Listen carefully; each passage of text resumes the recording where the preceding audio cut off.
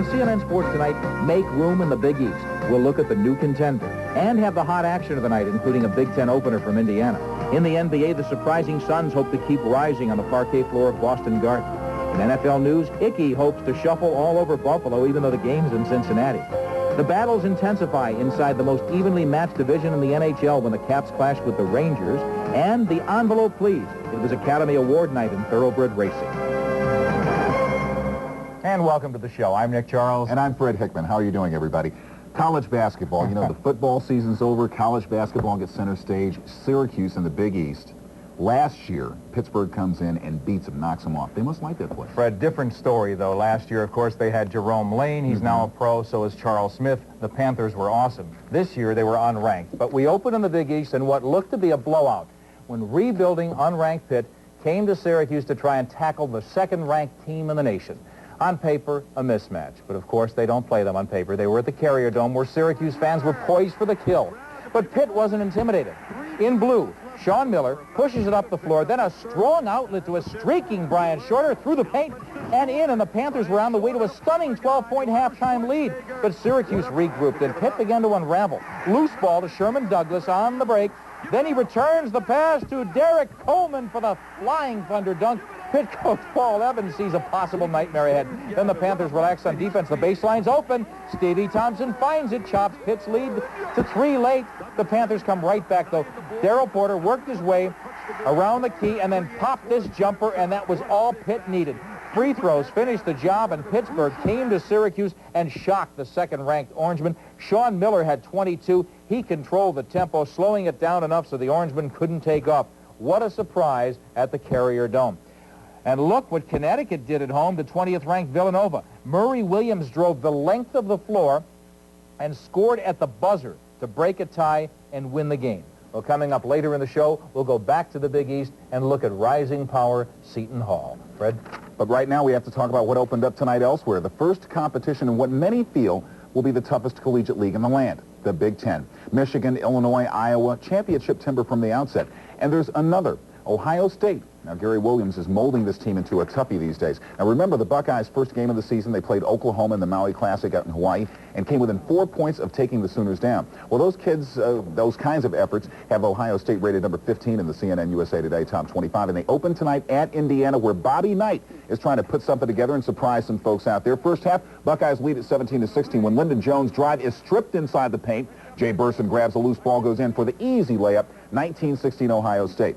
Now, still trailing, the Hoosiers come up with some good D of their own. That's what got them into the game. Brian Sloan breaks up the pass down low. Jamal Meeks drives to Sloan. Good return pass coming into the lane. Robinson for the J, 27-26 Ohio State. Second half, 42-36 Indiana. Brian Sloan to Jay Edwards. Look at this acrobatic move and change of shot in midair. He had 24 points in the game, but no too prettier than that. Keep your head up, Gary. You'll be okay. 48-45 Indiana. Joel Hillman, he had this thing open all night long. Nails a three-pointer to boost the Hoosier lead. And Indiana goes on to win it by a final count of 76-65. Indiana now 11-4 on the season. They have now won 8 straight. Ohio State slips to 9-3. From the Big Ten to the SEC, Kentucky hosting number 22 Georgia. Reggie Hansen driving the lane, reverse, changing hands, lays it in, and Kentucky leads early. They got off to a 10-0 start. But the Bulldogs come back on the break. Elmore Spencer leads it, gets the long pass and the left-handed layup to go, and Georgia's trying to fight their way back into it. Reserve Mike Scott, though, tosses it inside, gets the ball back, and nails the short little J as the Wildcats lead from stem to stern, and they go on to win it by a last count of 76-65. Elsewhere, number 18 Tennessee taking on SEC foe Auburn and winning it, 84-73 at Auburn. Louisville. Boy, they got a fight out of Virginia tonight, but they hang on to win it by 3 points. The Rider Bronx, beaten by Florida State badly. You know, Rider's coach is named John Carpenter, and this was a horror movie for his club, Jaws or something like that. Anyway, East Carolina takes on number 19 Georgia Tech in Atlanta, and Georgia Tech is a winner there, and it was Ball State in a toughie over Western Michigan. Well, coming up later in the show, news from the 4 NFL playoff survivors. Could the Icky Shuffle be back? Just ahead, NBA action, including the Red-Hot Hawks at Indiana, and a lot of news off the court. We'll have those stories and a lot more when CNN Sports Tonight continues. But first, more college basketball on a scoreboard roll.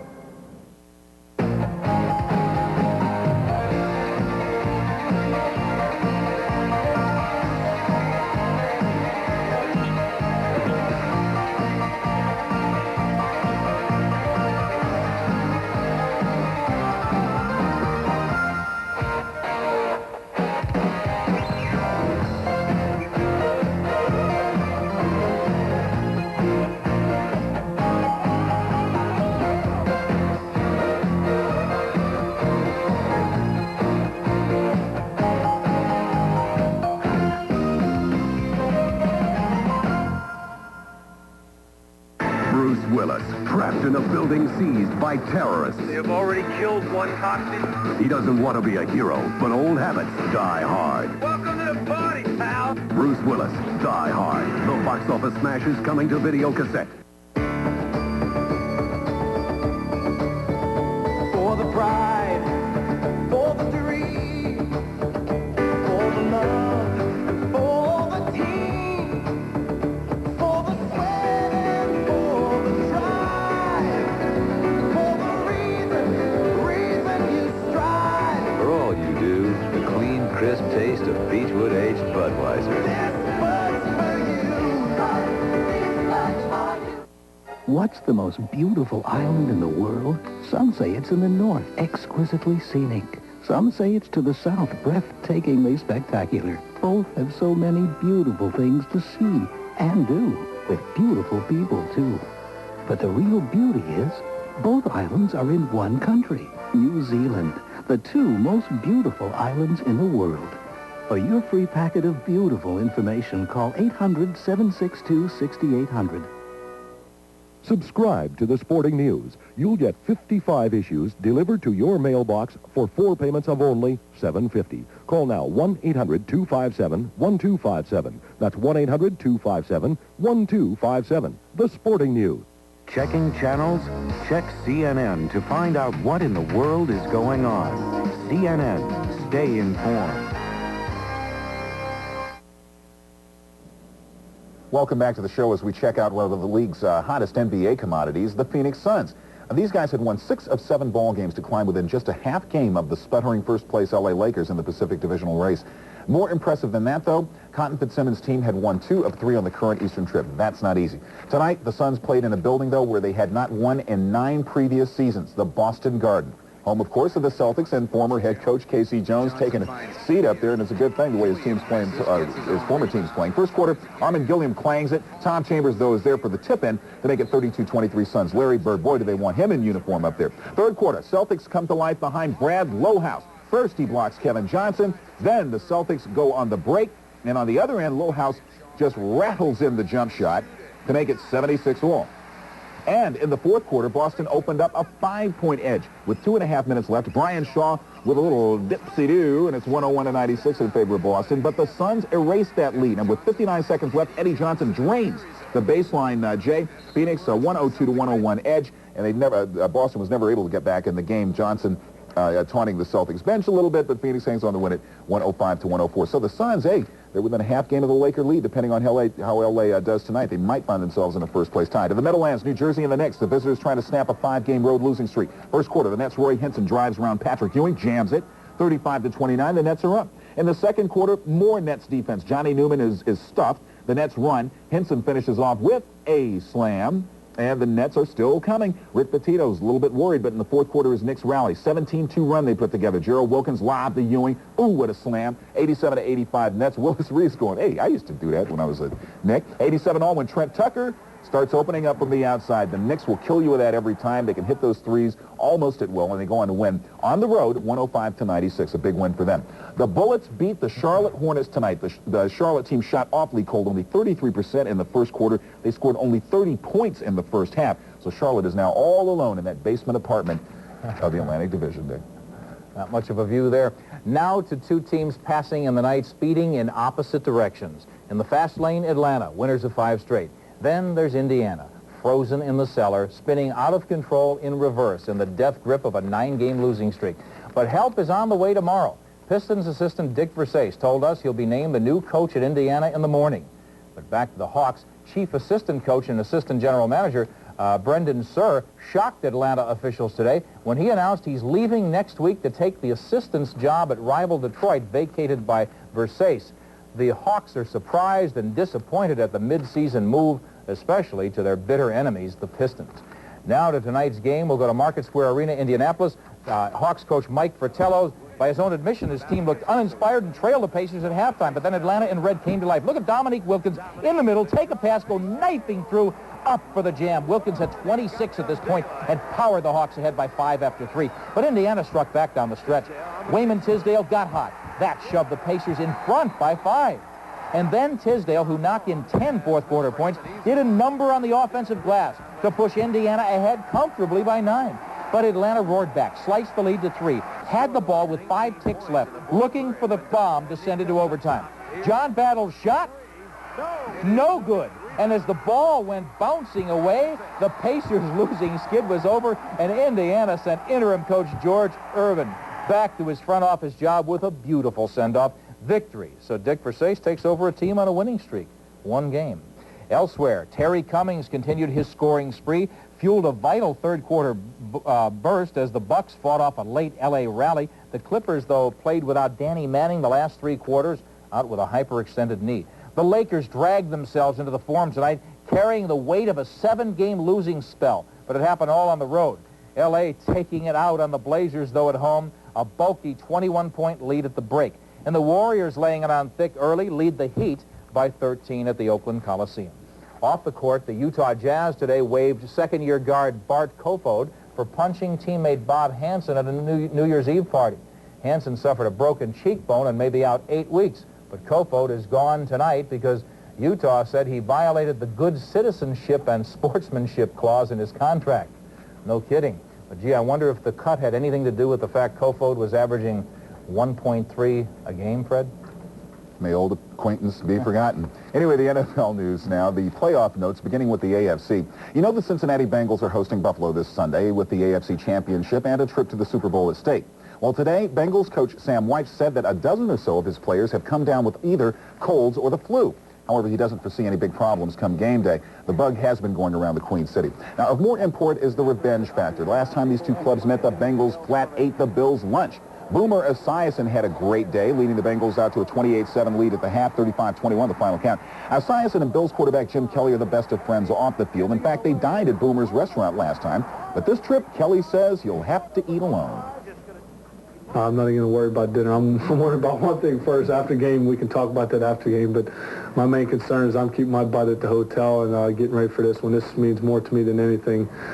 We put friendship aside until after that snap because Boomer is one of my better friends. But once we take that field, we're enemies. And, you know, my mindset on one thing, that's win the game. Wednesday is a learning day. And so you're going to have some mental mistakes because the guys were just given a game plan a few hours earlier. Now they're going out on the field to rehearse it. And so you're going to have a few guys that are a little hazy on their assignments. But beyond that, the intensity was good. The attention span was good. The guys were had good tempo during practice. We're going to be ready to play. Buffalo's going to be ready to play. It's going to be one tremendous game. Ooh, they're fired up. By the way, if Cincinnati has its way with the Bills this weekend, we could see the reemergence of the infamous Icky Shuffle in the end zone. Yeah, that's a little two-step Bengals running back. Icky Woods does so well after scoring a touchdown. It's coming up here.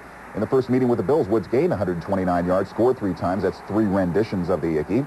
The Bills didn't much like the beat and wound up getting the Bengals flagged for 5 yards. But since then, Icky's been shuffling on the sideline. However, Sam White says that should his team be up enough where 5 yards won't hurt, who knows? We might see it in the end zone again. By the way, the Bengals are favored to win the game by 4 points. Nick? Well, the NFC Championship game starts late Sunday afternoon in Chicago. Soldier Field in January. What an iffy proposition. Sure, it's always Bears weather, even last week when they got the lead and then nursed it all the way through the fog to subdue the Eagles. Those California guys from the 49ers then better bring the fog lights and maybe pack the parkas knowing what havoc the weather can bring in Chicago, let alone the Bears' defense.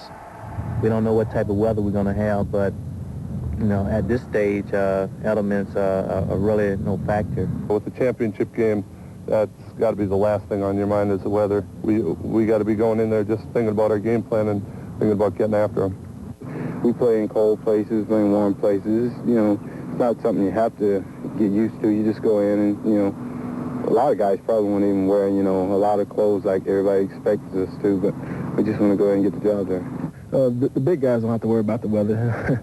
You know, we have that little insulation.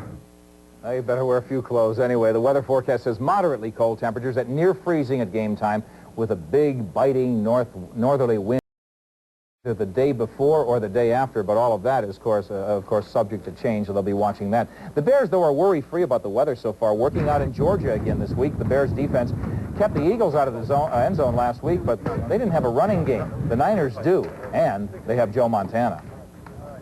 Montana is about the coolest quarterback I've ever seen. I mean, you can knock the snot out of him, and You know, he'll get up and look at you with a smile and go back to the huddle and come back the next play and burn you. He's that kind of guy, and basically all of their guys are that way. They're just competitive. And as I said before, it carries over from the coach. Well, the Bears are only a 1.5 favorite right now. Based on home field, this one's dead even. You give them 3 points for home field, so San Francisco may, according to a lot of people, be a little better. I have no predictions whatsoever for either game. Oh, it's early. You'll come up with one by Friday. Yeah, I'll lie. Anyway, still to come, we've got the NHL, the Eclipse Awards, and the Hall.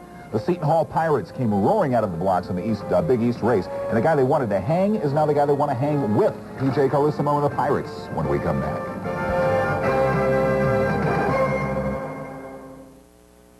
A fender bender on the freeway. You? No, a guy, anyone. This is just to show how Wang's integrated image system will handle a claim. Adjuster comes out, takes a picture of the fender, signs off an adjustment, handwritten document, photograph, an image. I'll go back to home office via electronic mail. Touch a button, and you got a data window, text window, image window right in front of you. A guy in the field wants to verify the estimate. Click. The adjuster's handwritten report and the photo are on the screen, processed in half the time. That's integrated imaging, and Wang has it.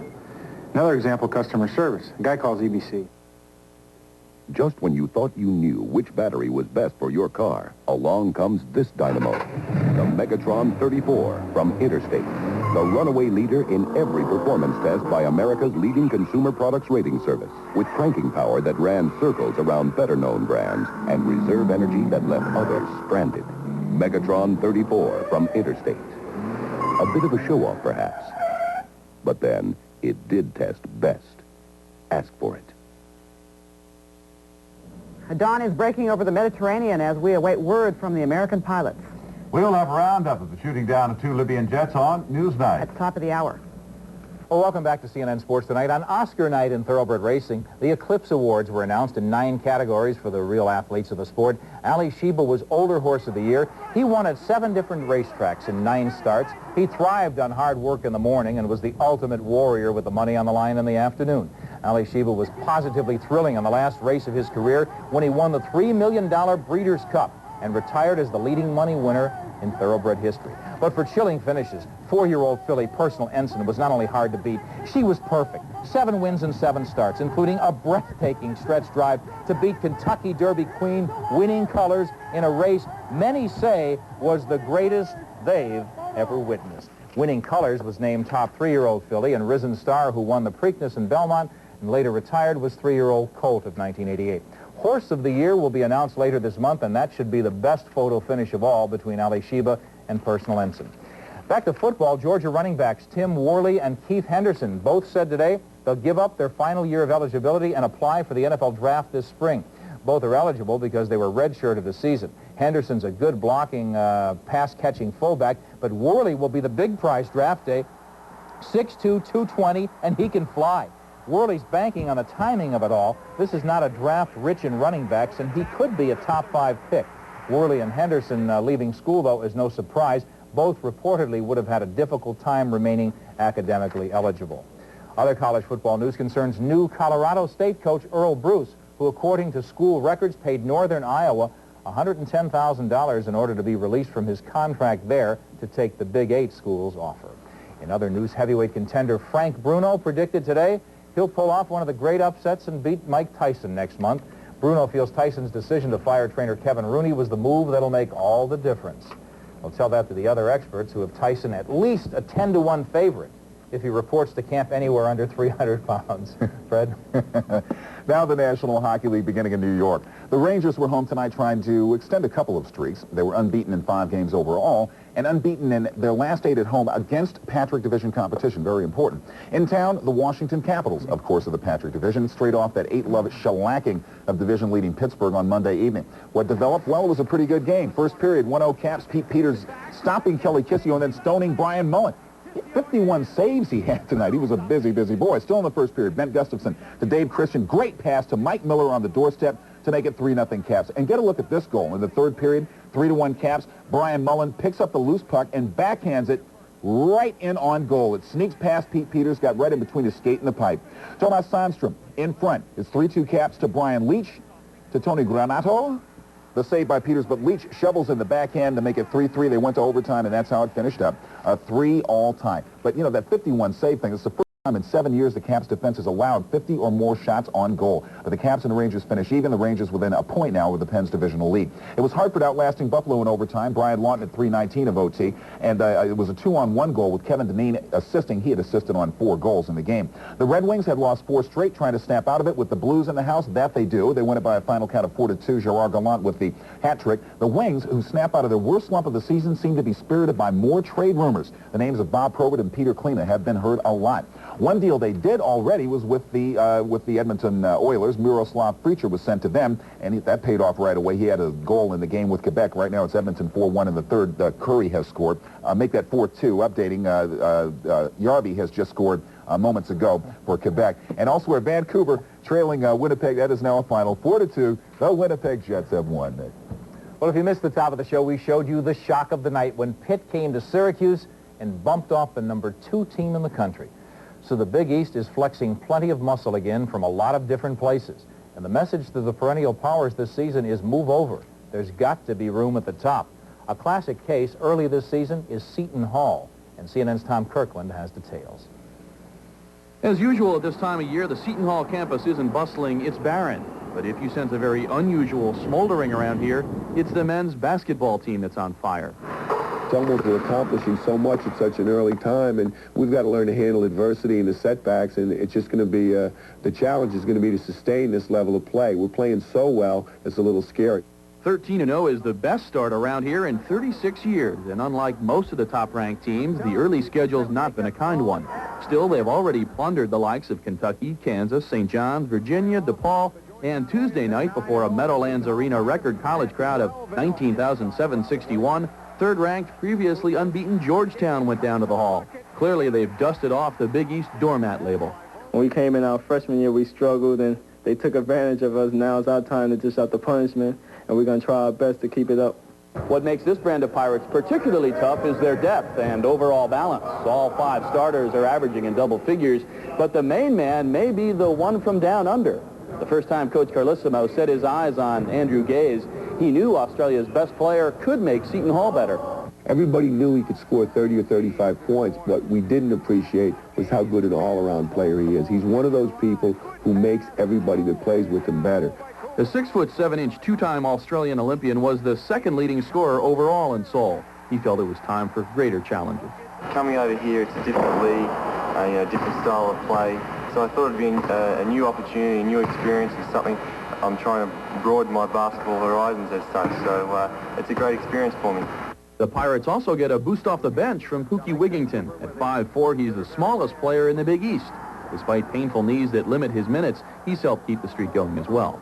With 14 tough conference games to go, nobody around here is expecting to remain unbeaten. But for now, forgive the Pirates if they're slightly intoxicated by the recent success. If you just come into a locker room after a game and you see how happy our players are, particularly these older kids who were here when we got our heads knocked off for a couple of years. Unfortunately, a lot of the fun in college sports is in winning. And we're finally doing that, so everybody's enjoying it. In South Orange, New Jersey, Tom Kirkland, CNN Sports. Well, Seton Hall goes for 14 straight Saturday at Syracuse. The second-ranked Orangemen should be ready after what happened to them at home tonight against Pitt. Fred. And now, the heralded portion of the show revered by pauper and pasha alike. From coast to coast and border to border, yes, it is the play of the day. And this one hails from the Meadowlands of New Jersey. That's where the Knicks were in town. And look at this end-to-end effort, Nick, by Shackelford. Charles Shackelford of the New Jersey team blocks a shot at one end, hustles down the floor, and gets the basket to go at the other end. You know, see, that's what you get when you work hard in practice. Comes up with the big block, the Patrick Ewing, no less, gets on his horse, runs the floor well, and gets his just desserts at the end, and he gets to go home and see himself being the play of the day. It's great. Play of the day, brought to you by Budweiser. Beechwood aids for that clean, crisp taste. This Bud's for you. Football fans, get ready for the battle of the century. As unbeaten Budweiser takes on undefeated Bud Light. It's Bud versus Bud Light in Bud Bowl 1. Pick up your official scorecard wherever you see this display. Hey, Bud, super idea. You see the neck on that guy? Use it to follow the action and you could win. So get ready, get set.